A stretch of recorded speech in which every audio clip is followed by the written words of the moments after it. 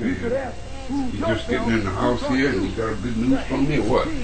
Yes, I do. I want to really bring you up to date on the Parting Ways mediation meeting held at the Massachusetts Commission Against Discrimination, 1 Ashburton Place, Boston, on Wednesday, May the 11th, representing the town of Plymouth, first Plymouth attorney, its town manager, its assistant town manager, 22-year employee and planner Lee Hartman, which you and I have encountered over and during some period of time over the years, yeah, with the town of Plymouth Parting Ways, and the new town manager. They brought a lawyer and 5 highly paid town employees to this meeting, the so-called mediation meeting. However, we're beyond the mediation process now. Well, because let me get it cleared up. Now you're saying you went to the Boston's capital, right? That's where you met? Yeah. All right, and it was the Department of what? The Massachusetts Commission Against Discrimination. All right, now that's the cases that we had pending, but they tried to get it so that you were suing them and not not the Parting Ways museum project. Yes, but the chairman of the commission, he approved my request to amend the complaint. So it was a duly filed complaint, me individually and the museum. When we got to the mediation, although we had to sign a confidentiality agreement that nothing in that meeting would be discussed outside of the meeting, and I won't do that, particularly here. But as a board member of Parting Ways, you and I will talk about that individually after this. But what occurred is that the mediator played judge, jury, not even introduced herself.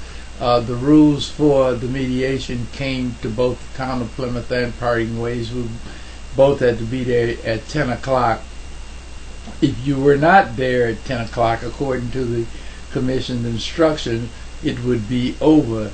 Both the town of Plymouth and the 3 members of the Parting Ways board, myself as president, Frank as treasurer, Joy Andrews, the Andrews brothers, Frank Andrews and Joy Andrews, we were there representing Parting Ways. Well, could I cut in there, because this is the same department we went to back in 2006? No, we've never been to them before. But we did go to the Capitol on a mediation when the old board tried to take you off. That was the Secretary of State's office. That was a whole different issue. She was biased too. Well, yeah, she was biased, and this mediator here just totally, completely screwed up the process, but that's okay. That process is over. That process meant anything because she's not the person to make a decision on the complaint, and she has elevated the complaint to a much higher level now than it previously was applied by not performing her professional duties as a mediator and without allowing both complaints to be mediated. The only complaint they wanted to mediate was the Parting Ways Museum complaint, not me. I'm the original complainer. So I was not allowed, even though the commission and the chair of the commission, Attorney Julian Tynes, had already approved the process. She... Well, that's what they did the last time we went. They didn't allow you to speak. They had trying to throw you out of the building. Then they ended up throwing me out too. And the board that screwed up all the stuff up until now, they won. Yes, I maintained my composure. It was nothing like the hearing that you attended at the Secretary of State's office. As a matter of fact, right. Frank Andrews were the spokesperson for that, for Parting Ways, and even though Joey Andrews was approved to be there, the mediator did not allow him to sign the document that he was present. She just violated not only law, but she violated us, so it puts the commission in an awful awkward Well, what do you legal go after position. if they screw you around? If the commission, where do you go from there? Well, it's already past them. It's now at the Justice Department, and it's now at the governor's office. And the commissioner works for the governor, so he's not going to screw the governor. I'm not worried about that. The mediator, probably Maria Joseph, attorney Maria Joseph, should be probably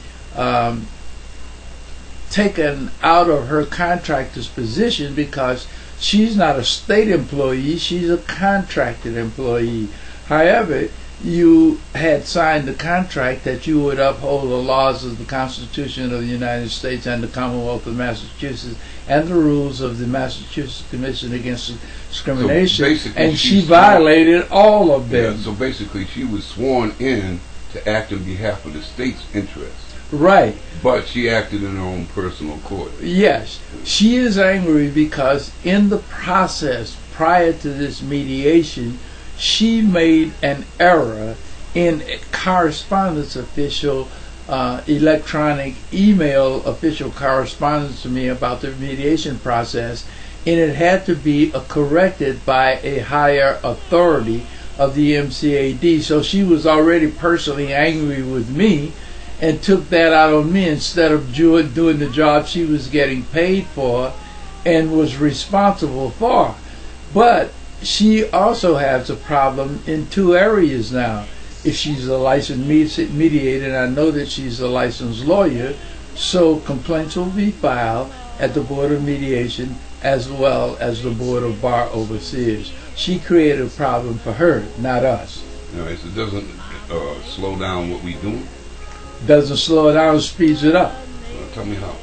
It speeds it up because now the commissioner, the chair of the commissioner, who's the commissioner responsible for this parting ways case and issue that's before it, who is also bound by state legislative law and federal law to do what's right, including the law that was passed in 1984 that all cities and towns across this country signed into law by President Reagan and voted on in a majority approval by both the House of Representatives and the United States Senate.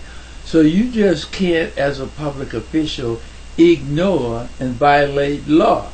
The commissioner has a problem of addressing what happens in the mediation process before we go further. But we will go further, and I should hear from them, the commission itself, early next week.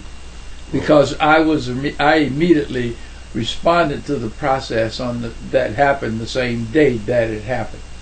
Okay, so where we stand, before we go any further on it, I got some kind of information from you over the phone that there's also an error they made back in the 70s or 80s on the amount of acreage that was actually... Well, yes, the official acreage for the entire Parting Ways site that was listed on the U.S. Department of Interior's National Register in 1979 was 1,063 acres. And not the 106. And not the 106. What has happened on May 11th, 2011, after Frank and I enjoyed journeying back to Plymouth, I came back to New Bedford. Frank and Joy went immediately to Plymouth Town Hall and discovered not only a treasure of evidence, but a treasure of history that has proven without doubt and now becomes evidence in this case and with the U.S. government and with Governor Patrick and with the United States Senate and with the United States Congress that the town of Plymouth and its politicians, past, present, and possibly not future, because this is where it stopped, have made hundreds and hundreds of millions of dollars off the land? Off the land. Now, how they do that? They did that. There are 2 complete volumes of documentation that the town of Plymouth has and always has had, dating back to 1800s, 1864, I believe, 1823 or 1864. I may be not quite accurate on but it was in the 1800s. And what they have been doing in the 70s, the 40s, 50s, 60s, and 70s, they have been using, and particularly starting after 1979, the Parting Ways Museum to give off parcels of that 1,063 land. Oh, no, let me get. I didn't get that before. You're saying that they used the charter that the African American community put together, right? Back when Augie and the Cape Verdean community discovered the site, right? So that charter, after everyone disappeared, they took that charter and gave away land of that 1,063. As though they were the board. I beg your pardon? As though they were the board. As if though they were the board, and there are deeds there. And the key question is here: we know we getting a list of all the buyers who were the sellers. Okay, so let's review this. All right, now here we got 4 African Americans who fought in the Revolutionary War. They were given land through the Department of Interior. And the George Washington and the Commonwealth of Massachusetts. Okay, now they got this land. They formed a settlement called New Guinea. And through their connections in the community, I'm sure they worked with the Wampanoags and the Cape Verdeans and the Narragansetts that lived in that area, and had a little settlement. The same time as Plymouth Plantation, wouldn't you say? Absolutely. Okay, so they would know this history. Plymouth would know this history. Plymouth has the documentation. Okay. They left a paper trail. Okay. Because of how government works. If you have land... Okay, now, hold up. Let's go chronologically. So now they die off. And somebody took it upon themselves in the Common Council of Plymouth. The town selectmen. It couldn't have been done without the government. All right, the government itself. The state, too? The state and the town. All right, they all conspired together to act as the Parting Way Board. Right, to give away land that they had no right to give away. Now, what happened? Can you tell me what happened to the original? Hundreds of millions of dollars has been made through a corrupt political process and the use of this treasure land that was put on the 1,063 acres that was put on the National Historic Register by the U.S. Department of Interior in 1979. What's the ramifications for all those people who got the land? We're talking before it was 106. Now, on 106, I thought that was a lot of land. Now, 1,000, where did it go? I mean, vast, go into different towns. It's the land acreage it's not just Plymouth that is involved. It's Kingston and Plymouth. For example, the sisters. There's a group of sisters that are the owners of the land, so-called owners of the land. But they have hundreds of acres and expanded institutions and daycare centers and soccer fields and all of the above. All non-profit or profit? Well, it's the Diocese of the Fall River. It's the Catholic Church, and that has probably been a part of the secret. That's been a part of the secret, and the most powerful politician during our time, I've been involved 30, you now over 10, was Senator Ted Kennedy. That, as you may also want to recall, that Ted Kennedy was married to Mayor Fitzgerald's daughter from Boston. Ted Kennedy's father was married to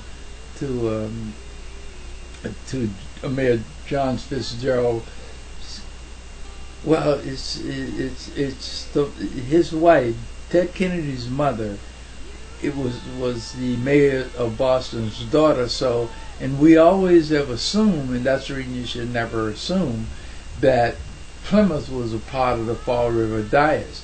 It wasn't a part of the Fall River Diocese. It was a part of the Boston Archdiocese.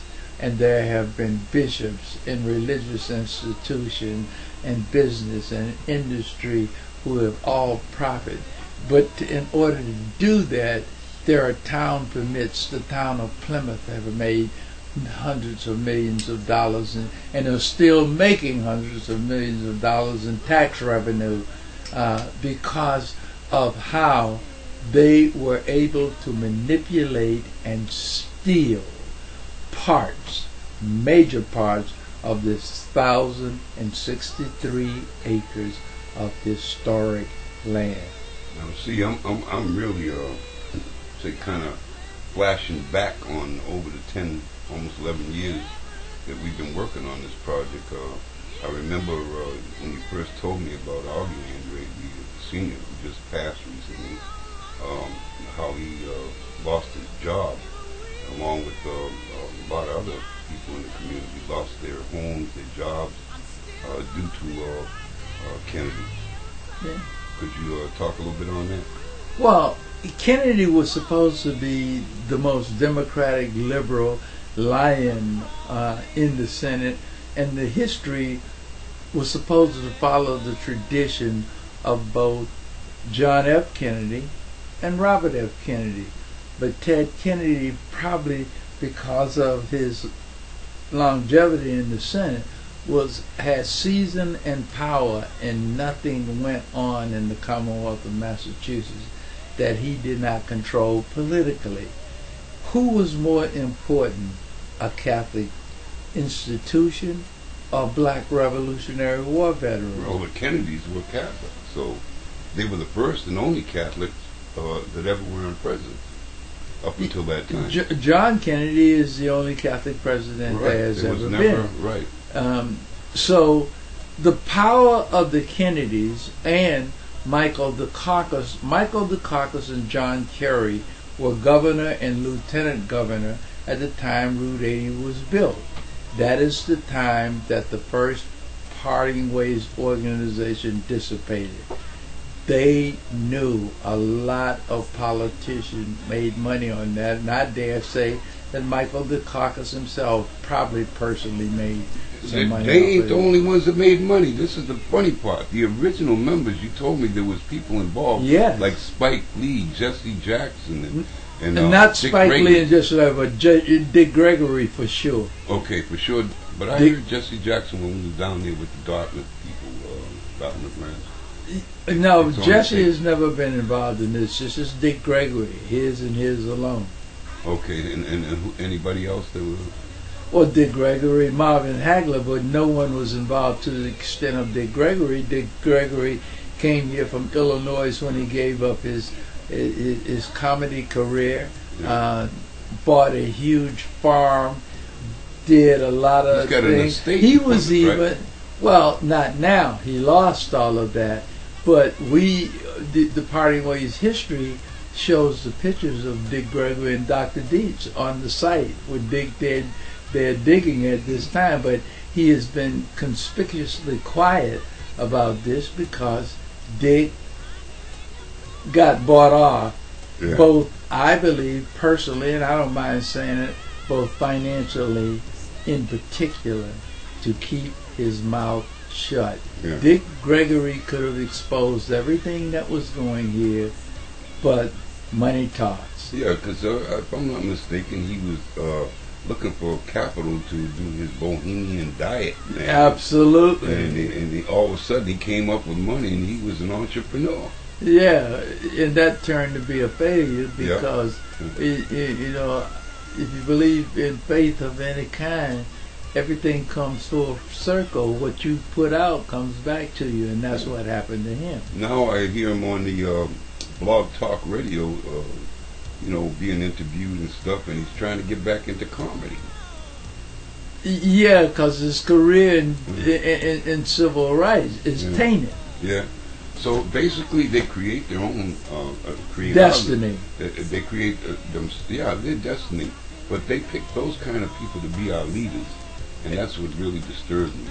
One of the most incredible things that happened on May 11th at MCD, they have been doing this to me now for 30 years, but Frank and Joey Andrews refused to buy it. The session was over. When the mediation session is over, everybody leaves. I left. I'm the first one that left because I saw that where it was going, wasn't going to participate in it, but the meeting was gavel ended. Everyone stayed in the room. The lawyer for the town of Plymouth had the nerve to ask Frank and Joe Andrews, kids that I saw grew up from childhood, kids that their father, like you are, was my best friend. As a matter of fact, my mentor. What I know about law, and I'm pretty good at it, was taught to me by a black Cape Verdean named Augustine Andrews Sr. Always will love him till the day I die. They had the nerve to ask the lawyer for the town of Plymouth, had the nerve to ask Frank and Joey, did they want to continue mediation without me? They got a lesson. They're trying to divide and conquer. Yes, the same thing that they did with Andy Andre. Yeah. And Val, what was his name? Captain Vasco Paez. Yeah. Yeah, you know. And Barbara Montero and Pam Pollard and Linda Legay and Dr. Those were the old board members that Meltzer. Right, but you and I off when we weren't there and was having meetings without letting us know. Yeah. And it all boiled down to we went through a lot in the past 11 years. It all boils down to Plymouth always could find a black person or a Cape Verdean person that they could buy their silence and give them and reward them for their silence. Yeah. They can't do that anymore. Yeah, no. The hidden secrets. In 83, 84, I was living in Plymouth with Augie at his mother's house, Delphina Mendez Andrews, who died in her 90s. They used to call her the Queen of Cape Verde. We used to pack barrels and send them over, and when she came to this country with a 4th grade education, she worked in the cranberry bogs until she was 77 years old and was one of the most respectable, honorable women that I have ever met. We used to I used to sit with Augie's mother for hours, and she used to give me Cape Verdean and African American history like no other person has ever done. We both would be sitting there and we would be sniffing pitad. Now you know what pitad is? Pitad is the Cape Verdean snuff that is churned for hours and hours. That's a tobacco that they grind. And sniff up their nose. Like the medieval Europeans, the Renaissance. And for years, we used to pack the barrels and take them to the docks and send them to Cape Verde. She did that until deep in her 80s. For over 50 years, and was just one of the most respected women in America, period. If you go to Channel 4, the archives, and look for Delphina Mendez Andrews, you're going to find her history and the history of Cape Verdeans in Plymouth.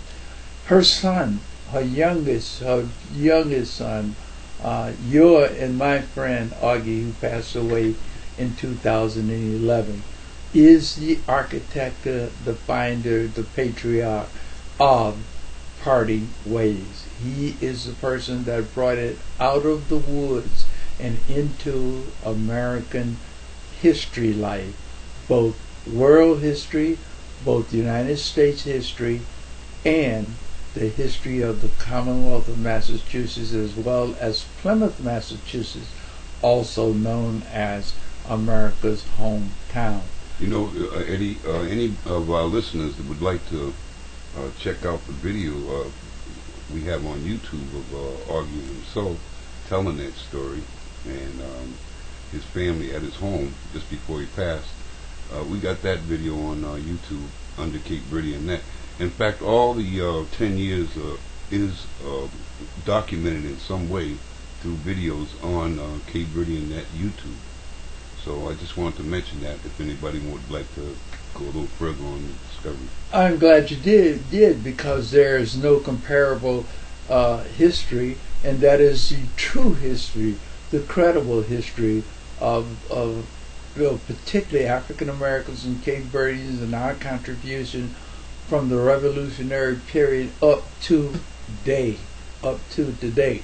But getting back to the Plymouth Plantation, I applied for a job at the Plymouth Plantation. At that time, there was a debate and a discussion going on through about Abraham Pierce. Was he a blackamoor and came over on the Mayflower with the Pilgrims? And of course, I defended, and Parting Ways defended that position that he was. Even though I applied for a job for Plymouth Plantation as a ticket taker, and certainly I was qualified to be a ticket taker, they did not hire me. I filed a complaint against them. Did they hire any blacks? Well, yes, they hire blacks and they do hire Indians, but I was controversial, and I wasn't going to accept the fact that with credible history at hand, the denial, if it were true. And so the Plymouth Plantation settled with me for $800, but in that settlement, I could never apply for a job at the Plymouth Plantation as long as I lived. Yeah, back in those days, they used to call most of the people that traveled, because they were great navigators and astronomers. Blackmoors, that's what they used to call them. And to take and make like it was his last name when they were calling everybody a Blackmore that was right. black, would be ridiculous. And here we're talking about curators of museums, and I mean the husband and wife team that I met. One was the Pilgrims Hall. That was Jim and Peggy Baker, and he had the other one museum. And Jim Baker, they both are on the Plymouth Historical Commission. Yeah, and this is the funny part. I had asked him personally about symbols and signs that were in Pilgrim Hall, and he admitted that they were, paganist and witchcraft and Masonic symbols, and that they still have witches. And I thought that odd that he would admit that. But he said it with a little devilish look in his face. I assume he's an honorary Is he member. a pagan? Yeah, but after they actually met us and we pushed the issues, they had that event they called Long Road to Freedom, where they brought in a reenactor. A reenactor, that's what he was, dressed in costume as a Minuteman out of Boston, and this is representative because I tried to get in touch with this guy afterward 100 times and he don't even bother to respond. But I found it funny that they used him, they used us, and then we didn't hear from them no more, and they built an addition to the museum. I mean, it's fancy now. They got almost another half of the building built. Yeah, several $1 billion is right after doing that project. Now this is all they've been doing is pimping with state contribution, the history, pimping the land, pimping the history, and dishonoring the ancestors. Dishonoring the ancestors is a great answer to what. Yeah.